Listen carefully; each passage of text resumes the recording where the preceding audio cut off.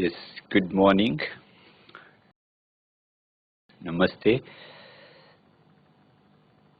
तो पिछली क्लास में हम लोगों ने बात किया था कॉन्शसनेस बेस्ड एजुकेशन में। तो जो भी अपने शिक्षक और स्टूडेंट्स इस क्लास में हैं उन सब का मैं स्वागत करता हूं और बात करता हूं ट्रांसेंडेंटल मेडिटेशन की। अगर आपको पिछली क्लास याद होगी तो याद होगा कि हम लोगों ने बात किया था कि जो शिक्षा है उसमें हम लोग कंटेंट पे काम कर रहे हैं, प्रोसेस पे काम कर रहे हैं, लेकिन जो स्टूडेंट्स हैं या टीचर्स हैं उनकी एक कॉन्शसनेस है। तो उस कॉन्शसनेस को ठीक करके अगर हम पढ़ाई करते हैं, शिक्षा लेते हैं तो ज्ञान ज़्यादा आएगा और अच्छा आएगा और स्पष्ट आएगा और ज़्यादा याद रखेंगे हम, स्मृति अच्छी होगी। तो अगर आप लोगों ने देखा था, समझा था और याद भी होगा कि हम बात कर रहे थे कि चेतना को ठीक रखने का या चेतना को विशुद्ध बनाने का, जिससे तनाव न रहे, चिंता न रहे, परेशानियां न रहें, उसका एक माध्यम बात हुई थी और वो माध्यम है भावातीत ध्यान, ट्रांसेंडेंटल मेडिटेशन। तो ये पिछली कक्षा में हमने बात किया था। आज हम बात करेंगे कि वो जो भावातीत ध्यान है वो क्या है और उसके फायदे क्या हैं। एक फायदा तो हमने चेतना का उच्च स्तर प्रदान करना बोला, या चेतना को विशुद्धता प्रदान करना, या चेतना को शांत करना, स्पष्ट विचार शक्ति को लेना, ये सारी बातें की थी। तो आज हम बात करेंगे भावातीत ध्यान के दैनिक लाभों की, है ना। तो अभी मैं अपनी स्लाइड शो चालू करूंगा और आप लोग उधर से देखेंगे, समझेंगे, और यदि कोई प्रश्न होगा तो नोट करेंगे और क्लास के अंत में हम प्रश्न और उत्तर करेंगे। आप अपने प्रश्न पूछेंगे, मैं उनका उत्तर दूंगा, ठीक है। तो अभी हम अपनी स्लाइड चालू करते हैं और फिर देखते हैं और समझते हैं भावातीत ध्यान के बारे में। तो आपकी स्क्रीन पे दिख रहा होगा transcendental meditation, what transcendental meditation is and what its benefits are. तो ये हम बात करेंगे आज, है ना, कि भावातीत ध्यान क्या है और इसके फायदे क्या हैं। और फिर अगली क्लास में हम बात करेंगे कि how TM works and how you can learn, आप कैसे उसको सीख सकते हैं, है ना। तो अभी शुरू करते हैं अपने भावातीत ध्यान। जो अंग्रेजी में स्लाइड्स हैं, पर आप उसके लिए परेशान नहीं होंगे। अगर किसी को कम आती, मैं हिंदी में ही बात कर रहा हूं तो बहुत स्पष्ट होगा। The practice of transcendental meditation, भावातीत ध्यान का जो अभ्यास है, it's very simple, natural and effortless. बहुत सिंपल है, नेचुरल है और एफर्टलेस। एफर्टलेस मतलब कोई प्रयास नहीं करना, बड़े आराम से हो जाना है। इजी टू लर्न, बहुत सरल होगा सीखने में, इंजॉयबल, आनंददायक होगा। और कैसे करना होगा आप लोगों को, done sitting comfortably with eyes closed, आराम से बैठ के आंखें बंद करके 15 से 20 मिनट की ये प्रक्रिया होगी और 2 बार करना होगा। 2 बार मतलब एक सुबह और एक शाम। तो जब आप विद्यालय आएंगे तो प्रेयर असेंबली के बाद 0 पीरियड में अपना जो शून्य वादन होता है उसमें करेंगे और फिर घर जाते हुए करेंगे। अगर घर जाते हुए नहीं कर सकते तो घर में करेंगे अपने। तो 2 बार की ये प्रक्रिया होगी और does not require any change in life style or believes. तो इस भावातीत ध्यान को सीखने में या सीखने के लिए आपको अपनी लाइफ स्टाइल या जीवन शैली में कोई परिवर्तन नहीं करना है। महर्षि महेश योगी जी बोलते हैं कि जैसे हर विज्ञान होता है, विज्ञान जैसे फिजिक्स है, केमिस्ट्री है या और सारे विज्ञान है, तो विज्ञान जो होता है वो सबके लिए होता है और एक ही जैसे रिजल्ट देता है। सपोज करें आपका लाइट बल्ब जो जल रहा है, तो कोई भी स्विच ऑन करेगा तो वो जल जाएगा, है ना। ये नहीं पूछेगा वो लाइट बल्ब कि आप किस जाति के हैं, किस धर्म के हैं, या क्या कपड़े पहने हैं, क्या खाते हैं। तो इसी तरीके भावातीत ध्यान भी ऐसी प्रक्रिया है जो सबके लिए लाभ देती है, सबके लिए लाभ प्रदायक है। इसमें ये नहीं मैटर करता कि कोई हिंदू है, मुस्लिम है, ईसाई है, सिख है, किस जाति या किस धर्म का है। तो इसमें कोई धर्म चेंज नहीं करना, या ऐसा नहीं है कि आप ऐसे कपड़े पहने, ये खाना खाएं, यहाँ रहें, ऐसी बातें करें। तो ये अब जो भी जिस तरह की आप जीवन शैली या दिनचर्या का पालन कर रहे हैं, उसके साथ यह अभ्यास किया जा सकता है और इसके वही परिणाम आते हैं जो अपेक्षित हैं या जिनकी आशा की जाती है। तो ये एक बहुत बड़ी बात हुई जो महर्षि महेश योगी जी ने पूरी दुनिया को बताया कि योग या ध्यान रिलीजन से या धर्म से संबंधित नहीं है, भले उसका बैकग्राउंड धर्म और उसका बैकग्राउंड धर्म से है, किसी देश से है, लेकिन चूंकि सभी मानव जातियों में चेतना है या सभी में चेतना है, तो जो चेतना का विकास करना है उसके लिए ये बहुत अच्छा माध्यम है। तो हमें कोई जीवन शैली या बिलीफ्स में परिवर्तन करके भावातीत ध्यान करने की आवश्यकता नहीं है, बल्कि सभी को फायदा होगा, है ना। तो अभी क्या बेनिफिट्स होंगे, what are the benefits of transcendental meditation, तो ये समझते हैं कि क्या फायदे होंगे, क्या लाभ होगा, इसकी चर्चा करते हैं। तो लाभ के बारे में जो साइंटिफिकली वैलिडेटेड बेनिफिट्स हैं, जिनको एक रिसर्च किया गया है, वो 650 साइंटिफिक रिसर्च स्टडीज हैं और 250 यूनिवर्सिटीज या रिसर्च इंस्टीट्यूट या सेंटर्स में ये प्रयोग या ये एक्सपेरिमेंट या ये रिसर्च कराए गए हैं, और ये लगभग 30 देशों में ऐसा कार्य किया गया है। और जो आप अपनी स्क्रीन पे अभी देख रहे हैं, ये सारे भावातीत ध्यान के रिसर्च पेपर हैं, जिनमें क्या लिखा हुआ है, ट्रांसेंडेंटल मेडिटेशन और जो महर्षि महेश योगी जी का टीएम सिद्धि प्रोग्राम, एडवांस प्रोग्राम है, उसके कलेक्टेड पेपर्स हैं, जो 7 वॉल्यूम या 7 आप किताबें देख रहे हैं। और ये हम सब इंटरनेट में भी देख सकते हैं कि इसको करने से क्या लाभ होता है।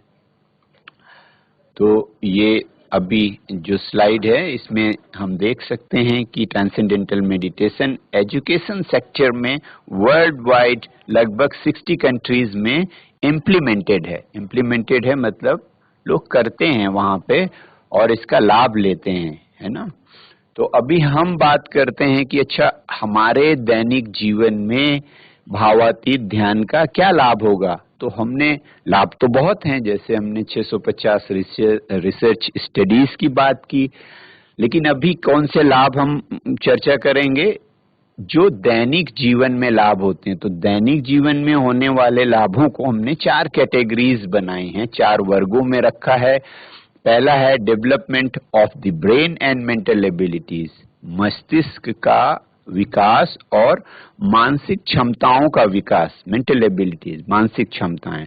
और दूसरा लाभ है इम्प्रूव्ड हेल्थ, अर्थात स्वास्थ्य का विकास, कैसे शरीर स्वस्थ रहेगा भावातीत ध्यान के अभ्यास से। तीसरा जो लाभ है वह है improved personal and professional relationship. तो जो रिलेशनशिप है या व्यवहार है, हमारा बिहेवियर है, उसमें क्या चेंजेस आते हैं या क्या परिवर्तन आता है भावातीत ध्यान करने से, उसकी चर्चा करेंगे। और जो अंत में लिखा हुआ है, चौथा लाभ benefits for society as a whole. तो ये जो 3 प्रारंभ के जो लाभ हैं वो तो व्यक्तिगत लाभ हैं, लेकिन जो चौथा लाभ है वो एक सामाजिक लाभ है। जैसे हम करेंगे तो समाज को हम क्या लाभ पहुंचाएंगे या क्या योगदान देंगे, ये बात करेंगे, है ना। तो सबसे पहले बात करते हैं development of the brain and mental abilities. जो ब्रेन है आपका, मस्तिष्क है हमारा, और जो मानसिक क्षमताएं हैं उनका विकास करता है भावातीत ध्यान।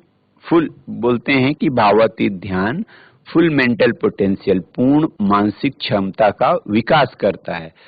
तो मानसिक क्षमता का विकास करता है भावातीत ध्यान, या उससे विकास होता है। उसके पहले हम जानेंगे कि मानसिक क्षमता आखिर होती क्या है। मानसिक क्षमता हम कहते किसे हैं। तो मानसिक क्षमता अर्थात मन की क्षमता, है ना। अभी अगर आप सामने होते तो मैं सामने पूछता भी कि अच्छा मानसिक क्षमता क्या होती है ना। तो मानसिक क्षमता है मन की क्षमता, जो भी मन कार्य करता है उसको हम मानसिक क्षमता बोलते हैं। और मन क्या कार्य करता है? मन करता है, हमेशा सोचता रहता है, हमेशा विचार करता रहता है। तो मन की जो क्षमता है वो विचार करने वाली होती है, विचार करना मानसिक क्षमता है। तो इसका अर्थ है कि जितना विचार प्रभावशाली होगा या विचार शक्तिशाली होगा, उतना मानसिक क्षमता का विकास होगा। तो विचार की शक्ति ही हमारी मानसिक क्षमता है। तो अगर हमें मानसिक क्षमता बढ़ानी है तो विचार की शक्ति बढ़ानी होगी, है ना। जब आप सुबह उठते हैं तो सबसे पहला काम क्या करते हैं? आप विचार करते हैं और फिर कार्य करते हैं। तो thought is the basis of action. विचार कार्य का आधार है। तो हम अपने क्रियात्मक जीवन में जितनी भी इंटेलिजेंस या प्रज्ञा का उपयोग करते हैं वो कहाँ से आता है? विचारों से आता है। लेकिन ये महत्वपूर्ण बात है कि विचार कहाँ से आते हैं या विचार कहाँ होते हैं, ये समझना जरूरी है। तो विचार भी कहीं हमारे अंदर मन में ही विचारों का, बहुत गहराई में कहीं मन में विचारों का स्रोत होना चाहिए।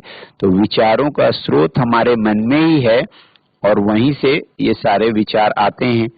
तो अब एक और बात आ जाती है कि आखिर मन कैसा होता है या मन में वो विचारों का स्रोत कहाँ होगा? And where is the thought before we thought it. ये विचार कहाँ होते हैं जो हम विचार करते हैं? तो इसके लिए हमें मन की डिजाइन या मन की संरचना समझनी होगी, क्योंकि मन में ही विचार आते हैं या मन से ही विचार आते हैं और मन ही विचार करता है। तो अभी ये समझना होगा कि मन की संरचना क्या है, संरचना क्या है और उसका कार्य क्या है। तो अगर मन की बात करें तो अगर आपसे पूछें कि मन कैसा होता है, क्या होता है, तो शायद हम नहीं जानते या नहीं देख सकते हैं कि क्योंकि वो दिखता नहीं है, दृश्य नहीं है। तो मन दिखता नहीं है तो उसको हम एक तुलना प्रदान करते हैं कि मन जैसा उसकी कार्य प्रणाली होती है, संरचना होती, तो वैसे हम तुलना करते हैं जैसा उसके समान कोई और होता है। तो मन की जो तुलना है वो हम सागर से करते हैं, समुद्र से करते हैं, है ना। समुद्र से तुलना करते हैं। तो सागर या समुद्र से क्यों तुलना करते हैं मन की, ये समझना जरूरी है ना।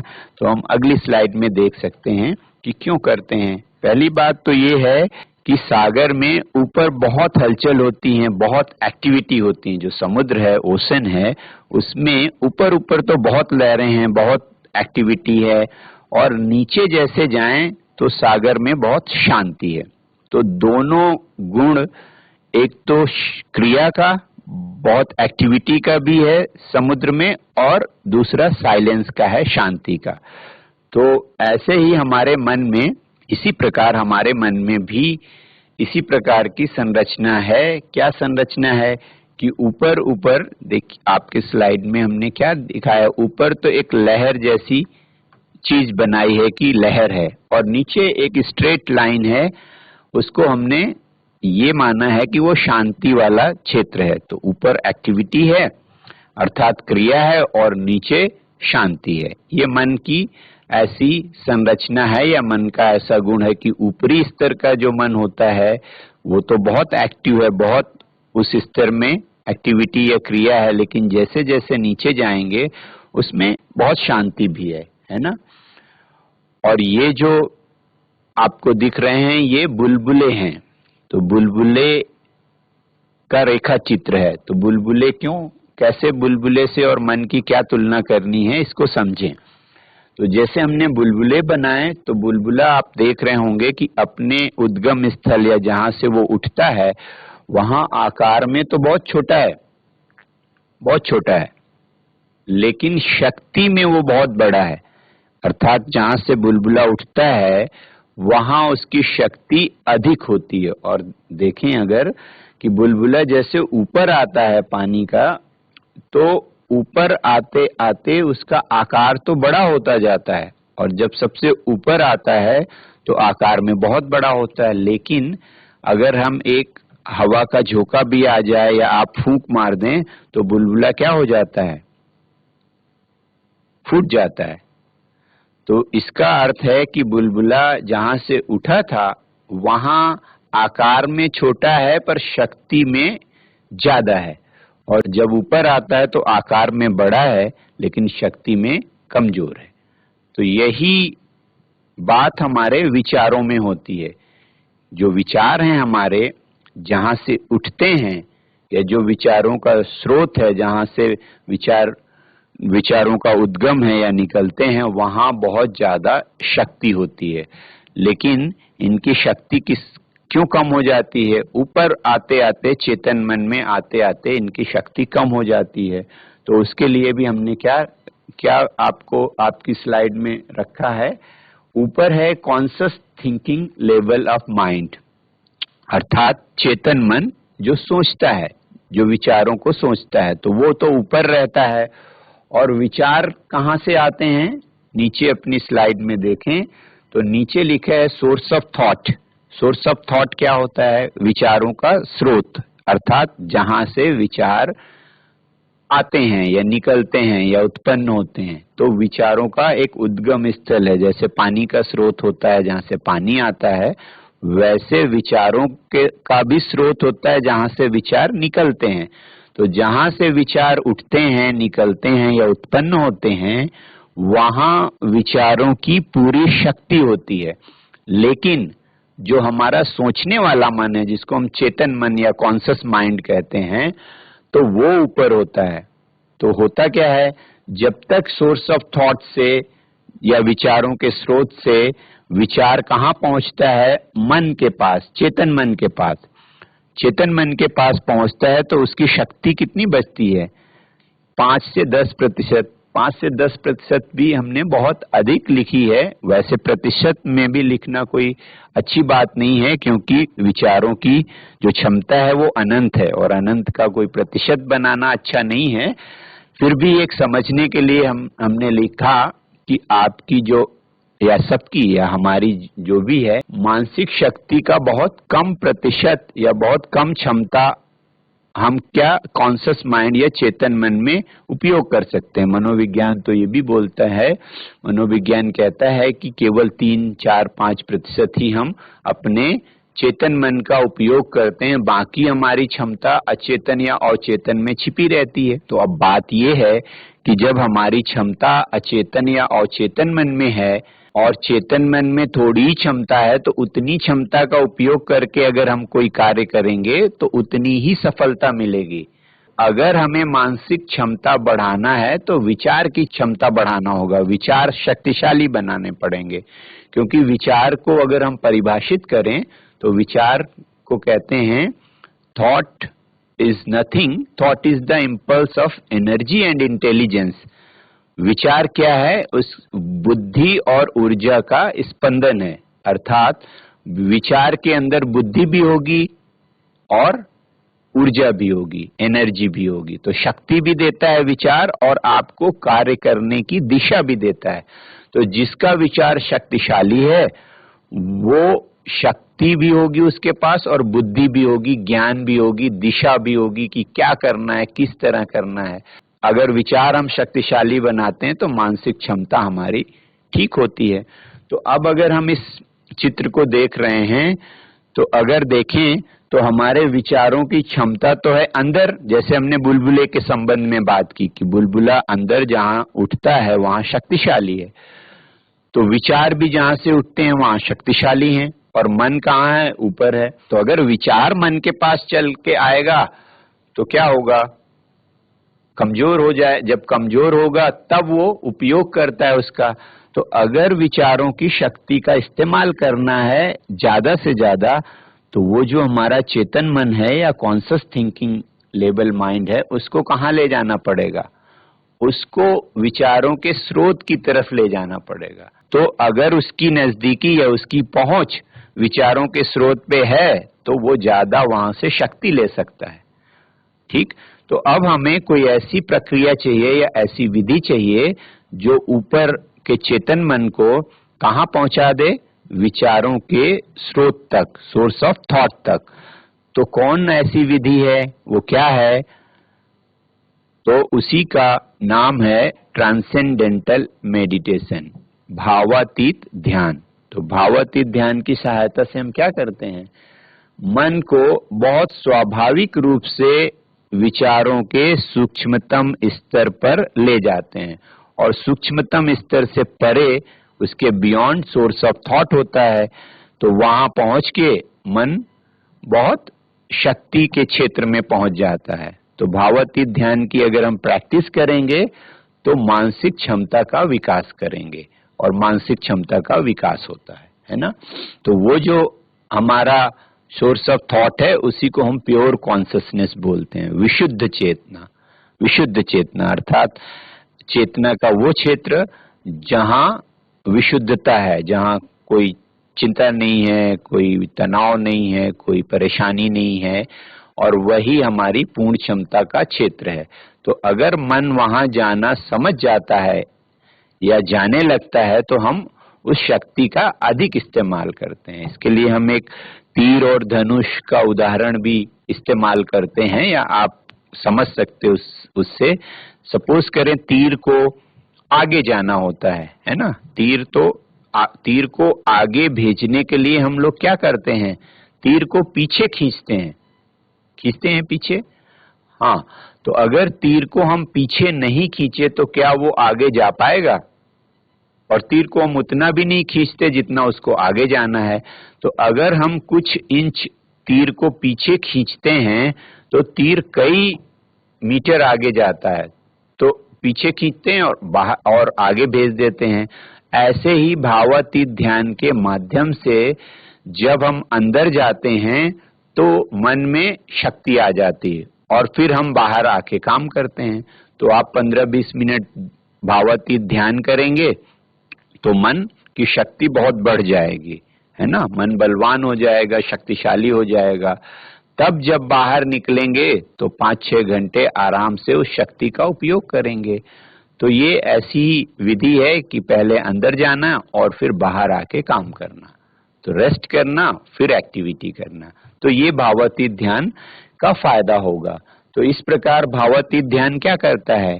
मानसिक क्षमता का विकास करता है। अर्थात जो चेतन मन है, अभी हम अधिकतम 10% का अगर इस्तेमाल करते हैं तो भावातीत ध्यान के अभ्यास से उसका एक्सपेंशन होता है, उसमें वृद्धि होती है।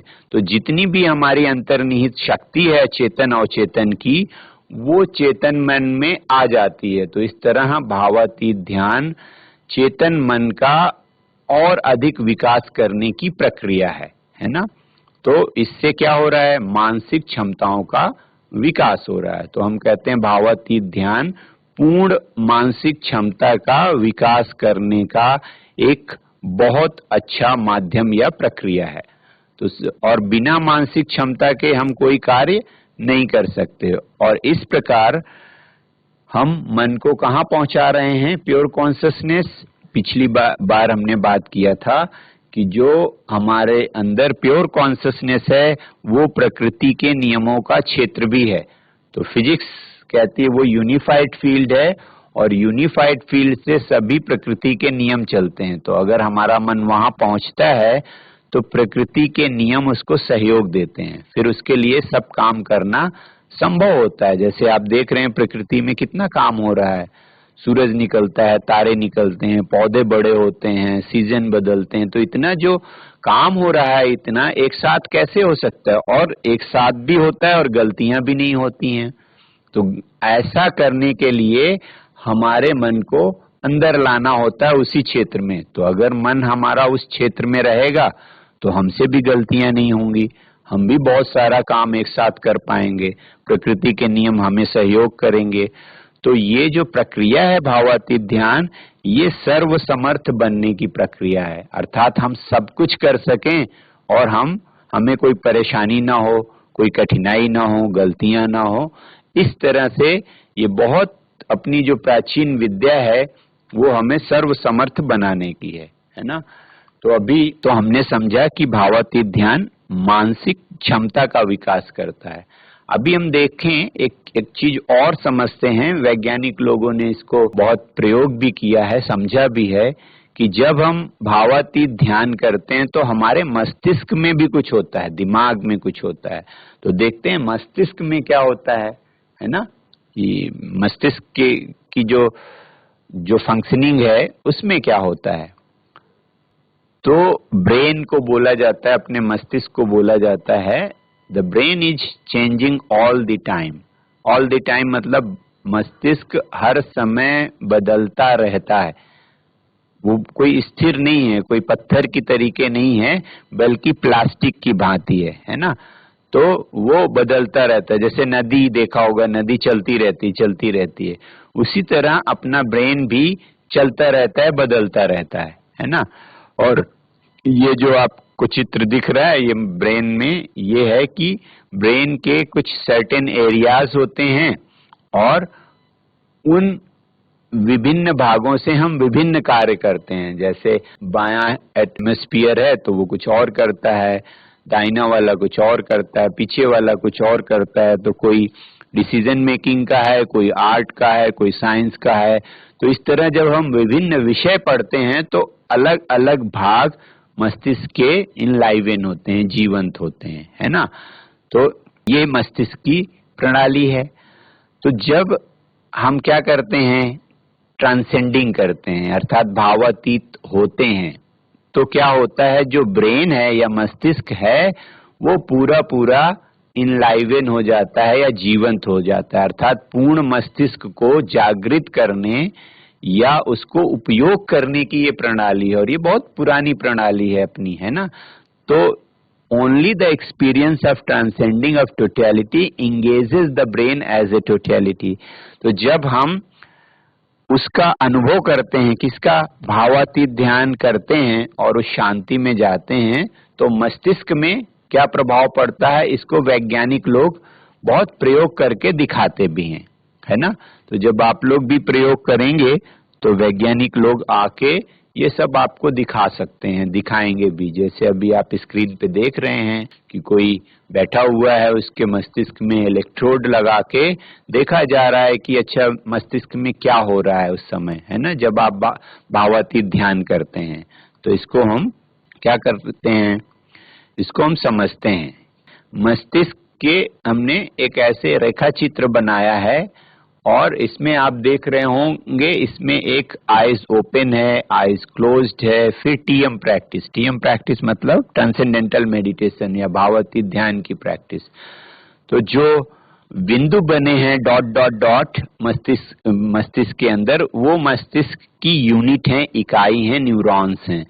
तो अब जिसके पास मस्तिष्क होगा उसके पास न्यूरॉन्स भी होंगे, लेकिन न्यूरॉन्स होते हुए भी क्या सबका मस्तिष्क, सबके मस्तिष्क में न्यूरॉन्स हैं, जितने हमारे, जितने उतने आपके, उतने किसी और के भी। लेकिन क्या सबका मस्तिष्क एक जैसा कार्य करता है क्या, और नहीं करता है तो क्यों नहीं करता होगा।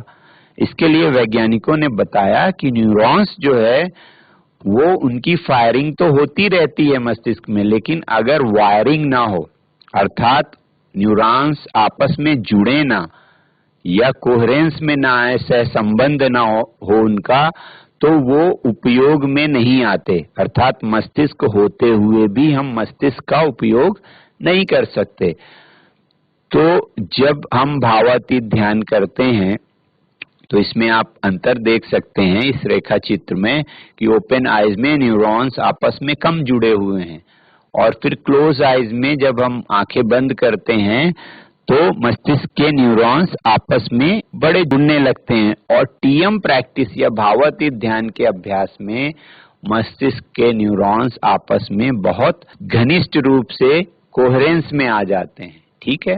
तो ये बहुत बड़ा फायदा होता है हमारा भावातीत ध्यान के अभ्यास का। फिर वैज्ञानिकों ने देखा कि ब्रेन वेव्स का पैटर्न क्या हो जाता है, तो उनको ये मिला कि ब्रेन वेव्स बहुत सिस्टमेटिक या सिमेट्रिक हो जाती है। अर्थात अब ऐसे मन में या मस्तिष्क में ड्वेलिज्म नहीं रहता या डाउट नहीं रहता, इसको हम बोलते हैं क्लियर थिंकिंग माइंड। अर्थात जो भी ये सोचेगा वो सही सोचेगा, स्पष्ट सोचेगा, डाउट नहीं रहेगा, ये करें ये नहीं करें, बोलें नहीं बोलें। जैसे आप लोग जब क्लास में खड़ा किया जाता है तो बहुत सारे बच्चों को क्या होता है, उनको अंदर याद रहता है लेकिन बोलने में उनको स्पष्ट नहीं होता कि हम क्या बोलें। उनको लगता है मुझे अंदर याद तो है लेकिन मन बोल नहीं पा रहा है, या तो डाउट होता है ये वो कैसे क्या। तो जब हम भावातीत ध्यान करते हैं तो वो चीज हमारी समाप्त हो जाती है। बहुत क्लियर थिंकिंग माइंड रहता है तो क्लियर स्पीच भी रहती है, हम जो बोलना चाहते हैं मेमोरी भी अच्छी रहती है। तो ये बहुत सारे फायदे हैं। एक और बात समझ लेते हैं मस्तिष्क के लिए बहुत सरलता से, आप परेशान नहीं हो कि आप छोटे हैं या बच्चे हैं, या वो सब समझ में आ जाएगा। तो अभी जो आप अपने चित्र में देख रहे हैं, मस्तिष्क में एक ग्रीन कलर का पार्ट है और एक रेड कलर का पार्ट है छोटा सा।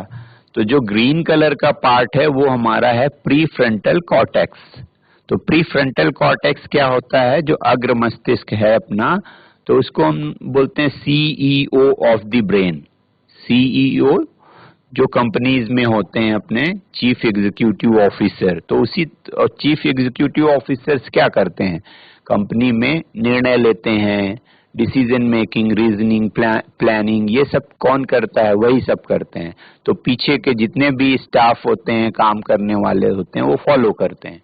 उसी प्रकार प्री फ्रंटल कॉर्टेक्स जो काम करता है वो पीछे के का जो मस्तिष्क का भाग है उससे संबंधित होके फिर वो पूरी मस्तिष्क की प्रणाली चलती है। लेकिन क्या होता है, जब हम बहुत तनाव में होते हैं, थके होते हैं, चिंतित होते हैं, तो हमारे मस्तिष्क में जो स्ट्रेस हार्मोन्स है कॉर्टिजोल, वो ज्यादा उसका सेक्रेशन होता है। तो ये जो सीईओ है या प्री फ्रंटल कॉर्टेक्स है वो ऑफलाइन हो जाता है या वो काम करना बंद कर देता है।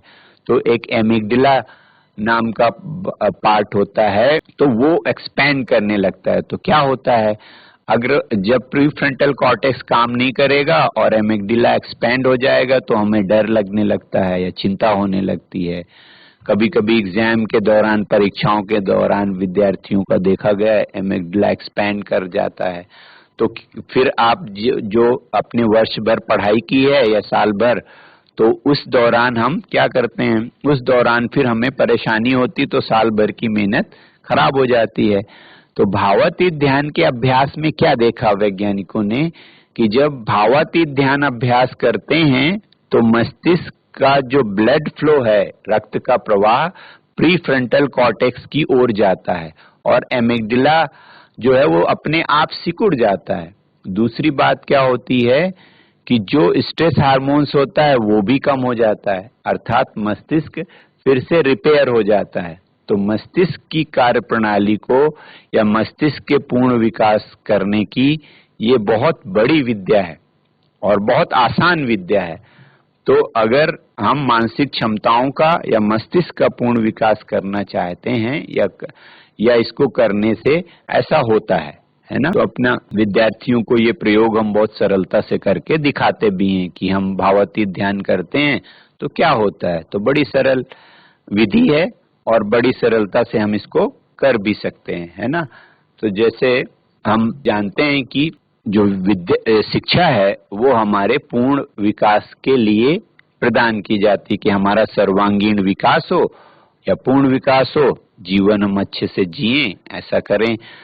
तो इस तरह भावातीत ध्यान पूर्ण विकास या सर्वांगीण विकास करने का एक माध्यम है, रास्ता है, जरिया है या प्रक्रिया है ना। ठीक है, तो holistic improvement in intellectual performance, ये बहुत सारे रिसर्च हैं, तो ये कभी फिर से विस्तृत चर्चा करेंगे। दूसरी बात चर्चा कर लेते हैं कि भावातीत ध्यान से उत्तम स्वास्थ्य की प्राप्ति होती है या शरीर स्वस्थ होता है या शरीर में जो बीमारियां होती हैं वो खत्म होती हैं। तो भावातीत ध्यान में हम शारीरिक रूप से तो कुछ नहीं करते हैं, क्योंकि कोई योगासन या कोई शारीरिक एक्सरसाइज की प्रक्रिया नहीं है या अभ्यास नहीं है, ये एक मानसिक प्रक्रिया है। लेकिन मन और शरीर दोनों आपस में जुड़े हुए हैं। जैसा मन होता है उसकी जो छाप होती है या उसका प्रभाव होता है शरीर में भी होता है। तो जो स्वास्थ्य है वो सबसे ज्यादा जो प्रभावित है वो है तनाव की वजह से। जो तनाव है हमारे या जो थकावट है हमारी वो स्वास्थ्य को बहुत प्रभावित करती है। और अगर थकावट को निकालना है तो हमें विश्राम की आवश्यकता होती, आराम करने की। जैसे आप रात में सोते हैं तो बहुत सारी थकान, बहुत सारे तनाव अपने आप निकल जाते हैं। ये शरीर की अपनी कार्यप्रणाली है कि जब जब शरीर को आराम मिलता है वो अपनी थकान, तनाव या अशुद्धियां अपने आप ही बाहर करता है। तो अगर हम शरीर को विश्राम दे दें, अर्थात जिस रात आपको बहुत अच्छी नींद आएगी उस जब सुबह आप उठेंगे तो शारीरिक रूप से बहुत स्वस्थ होंगे और बहुत ऊर्जावान होंगे।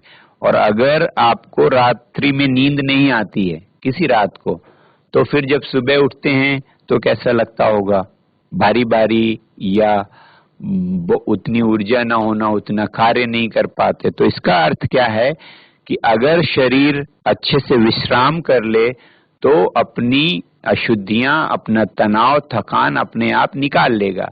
तो भावातीत ध्यान में हम क्या करते हैं, जब हम भावातीत ध्यान करते हैं तो मन जब शांति में जाता है, शांति में अपनी यूनिफाइड फील्ड में या विचारों के स्रोत में या भावातीत स्थिति में, तो उसी क्षण शरीर को बहुत गहन विश्राम मिलता है। ये बहुत वैज्ञानिकों ने प्रयोग किए, रिसर्च किया कि भावातीत ध्यान में जो मेटाबॉलिक रेट है या चयापचय की दर है या विश्राम का जो स्तर है वो बहुत बढ़ जाता है। ठीक, चयापचय की दर घट जाती है, विश्राम का स्तर बढ़ जाता है। तो विश्राम जब ज्यादा होगा तो ज्यादा थकान, तनाव शरीर के द्वारा निकल जाती है। तो शरीर अपना खुद ही निकाल देता है। तो जितना जितना आप शरीर को विश्राम देंगे उतना उतना शरीर स्वस्थ होने लगेगा। लेकिन इसके लिए आवश्यकता क्या है, शरीर को विश्राम देने के लिए आवश्यकता है मन को शांति देना। जैसे जिस रात्रि में मन शांत नहीं होता उस रात में शरीर विश्राम भी नहीं करता। तो भावातीत ध्यान में हम शरीर को कोई ट्रेनिंग तो नहीं देते, लेकिन मन को शांति में भेजते हैं या शांति में जाता है, तो उसके परिणाम स्वरूप शरीर को विश्राम मिलता है। तो जब गहरा विश्राम मिलेगा तो जो डीप रूटेड स्ट्रेस हैं, अर्थात जो गहरी थकावट हैं या गहन तनाव हैं, वो निकल जाते हैं और इसके परिणाम स्वरूप आपका शरीर या हमारा शरीर बहुत स्वस्थ हो जाता है ना। तो when the mind settles down during transcendental meditation, the body gains deep rest. Body को गहन विश्राम या डीप रेस्ट मिल जाता है। और इसके सब प्रयोग हैं, इसके सब रिसर्च हैं, आप अपने स्क्रीन पे देख सकते हैं, पर इसमें हम बहुत डिटेल में नहीं जाएंगे, है ना। तो अभी तो ये जो हमने बात किया ये आपके स्वास्थ्य को लेके किया। और फिर अगर हम भावातीत ध्यान करते हैं तो इससे हमारा व्यवहार बहुत अच्छा होता है, क्योंकि व्यवहार किस पे डिपेंड करता है, व्यवहार डिपेंड करता है हमारे मन और शरीर की स्थिति पे। तो जब आप भावातीत ध्यान करते हैं तो मन और शरीर ठीक हो जाता है और व्यवहार भी ठीक हो जाता है। कैसे कि जैसे हम अगर अंदर से दुखी रहेंगे तो जो कोई भी हमारे पास आएगा वो उसको दुख ही मिलेगा, या गुस्से में है तो गुस्सा मिलेगा। और अगर हम अंदर से खुश हैं तो हम खुशी रेडिएट करेंगे। जैसे आप बल्ब देखते हैं, कम वाट का बल्ब कम रोशनी देता है, ज्यादा वाट का बल्ब ज्यादा रोशनी देता है। तो व्यवहार को बोलते हैं, व्यवहार देने के सिद्धांत पर आधारित है। और देते कैसे हैं, जो हमारे पास होता है वही देते हैं। तो जब हम भावातीत ध्यान का अभ्यास करते हैं तो बड़ी शांति, बड़ी ऊर्जा और बड़ा आनंद होता है, तो वही हम रेडिएट करते हैं। और जो हम रेडिएट करते हैं या उत्सर्जित करते हैं वो एक्सपैंड होता है और बहुगुणित होता है। तो इस तरह से व्यवहार बहुत अच्छा हो जाता है। और जो सबसे बहुत बड़ी बात है वो भावातीत ध्यान की, वो ये है कि जब हम भावातीत ध्यान करते हैं तो सोसाइटी में बहुत बड़ा फायदा होता है ना, समाज को बहुत बड़ा फायदा होता है। अर्थात जब ये एक प्रयोग हुआ कि भावातीत, जैसे हम समाज को या देश को या राष्ट्र को अगर शांति में बनाना चाहते हैं तो उसकी इकाई तो हम ही है ना। व्यक्ति ही समाज की इकाई है और विश्व की इकाई है। तो जब व्यक्ति शांत होगा तो विश्व शांत होगा। जैसे जंगल में जब सब वृक्ष हरे भरे होते हैं तो हम कहते हैं जंगल हरा भरा है। तो अगर विश्व शांति की बात करें या समाज की शांति की बात करें तो व्यक्तियों का शांत होना जरूरी है। लेकिन सारे व्यक्तियों को हम भावातीत ध्यान तो नहीं सिखा सकते या नहीं सीख सकते। तो महर्षि जी ने एक फॉर्मूला बताया, महर्षि महेश योगी जी ने, जिसको हम महर्षि इफेक्ट भी कहते हैं, कि अगर किसी समाज में 1% व्यक्ति भी भावातीत ध्यान का अभ्यास करने लगे तो पूरे समाज को फायदा होगा, है ना, पूरे समाज में शांति आएगी। तो इस तरह हमने देखा कि जो भावातीत ध्यान है वो बहुत सरल है, सहज है, स्वाभाविक है और इसके बहुत सारे फायदे हैं। अब अगली क्लास में हम लोग बात करेंगे कि इसको कैसे करते हैं, ठीक है।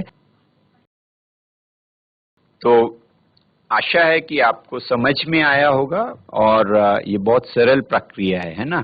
तो अगली क्लास में हम लोग बात करेंगे कि इसको करने के लिए क्या विधि है, कैसे करते हैं, या फिर जब हम आपके स्कूल में आएंगे तो फिर ये बातें होंगी। अभी कोई प्रश्न है तो अपने करते हैं, है ना।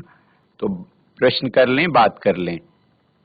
किसी को कुछ भी समझना है या पूछना है या नहीं समझ में आया है तो उसकी बात कर लें। तो कोई विद्यालय प्रश्न करना चाहता है? हाँ, समय पूरा हो चुका है, निडर होके कर लें। कोई या चैट में भेज देंगे, हम आपको उसका उत्तर भेज देंगे, ठीक है। थैंक यू सो मच, बहुत बहुत धन्यवाद। Thank you for joining. नमस्ते।